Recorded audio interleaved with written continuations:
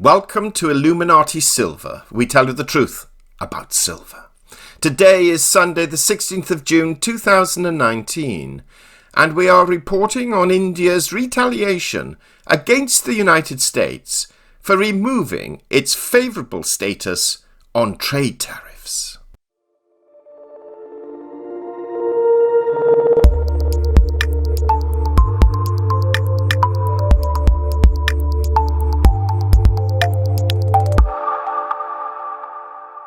2 weeks ago today, we produced a YouTube video entitled, India's Growth is Falling. What about gold and silver demand? We've provided a link in the description below, where we highlighted that, quote, in the past financial year, April 2018 to March 2019, the Indian economy grew by 6.8%. And in the quarter between January and March, it expanded by just 5.8%, falling behind China's pace for the first time in nearly 2 years, unquote. During that video, we pointed out that with effect from the following Wednesday, preferential trade treatment for India, where it had been the largest beneficiary of a scheme that allows some goods to enter the US duty-free, would cease. And now India has decided to retaliate. It was reported yesterday by most mainstream media that with effect from today, Sunday, India will impose tariffs on 28 US products, including almonds, walnuts, and apples. Some of these tariffs will be as high as 70%, but even that rate is lower than the 120% they were going to impose in June last year, but trade talks had delayed their implementation. Now, we may perhaps think that these products are of little importance, but we shouldn't be surprised that the media will focus on the more sensational headlines. But that said, India is the world's largest buyer of US almonds, and their $543 million spend represents some 50% of almonds exported in 2018. It is also the largest purchaser of apples, representing approximately $156 million spend. The BBC reported, quote, US-India bilateral trade was worth $142 billion in 2018, a seven-fold increase since 2001, according to US figures. But $5.6 billion worth of Indian exports, previously duty-free in the US, will be hit now. The country has lost preferential treatment under America's generalized system of preferences, unquote.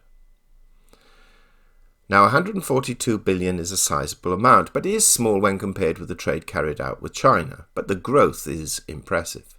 Nevertheless, the concern is that once again, global growth could indeed be further eroded unless these matters are resolved relatively quickly. What is interesting about the India situation is that it's not all about unfair trading relationships, which President Trump uses as his raison d'etre for imposing these tariffs. The president has also threatened to impose sanctions if India purchases oil from Iran and if it goes ahead with plans to buy Russian S-400 anti-aircraft missiles. So the relationship here is not one-dimensional, and what is potentially at risk are both the political and security ties between the two nations. Also underlying these tensions are those companies which have already been impacted by new rules introduced by India in the field of e-commerce and data localization, the latter used arguably to prevent private data being hacked.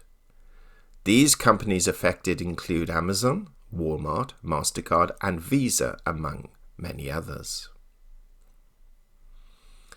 We should be aware that Mike Pompeo is visiting India this month and will be holding trade talks while he is there. And Prime Minister Modi will be meeting with President Trump for the first time on the sidelines of a G20 summit in Japan on the 28th and 29th of June. So all of this may eventually become a nothing burger if an agreement can be reached. If not, it's just another example of world trade potentially being adversely affected when current economic growth proves that it needs as much trade as possible.